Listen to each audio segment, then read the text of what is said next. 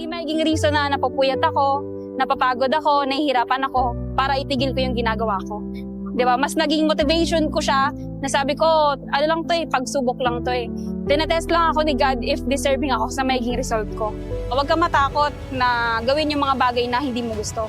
Huwag ka matakot na sumubok, 'di ba? Huwag ka matakot mag-take ng risk sa life. Malay mo, yung gagawin mo ngayon, ito din pala yung makapagpabago ng life mo. Isa kang inspirasyon, Coach Christy, sa marami.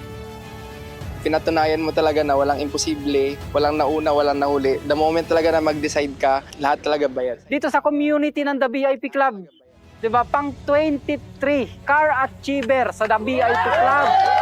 Imagine mo 23. Sobrang nagpapasalamat ako kay Mentor Lance and Mentor Aya. Kasi imagine, from dating walang idea, nagkaroon ng idea dahil sa community na to. Kasi sa aming pamilya, ang motto namin, kung kaya mo, kaya ko rin. Kaya kayong lahat, ganyan ang anyong sabihin, kaya niya, kaya ko rin.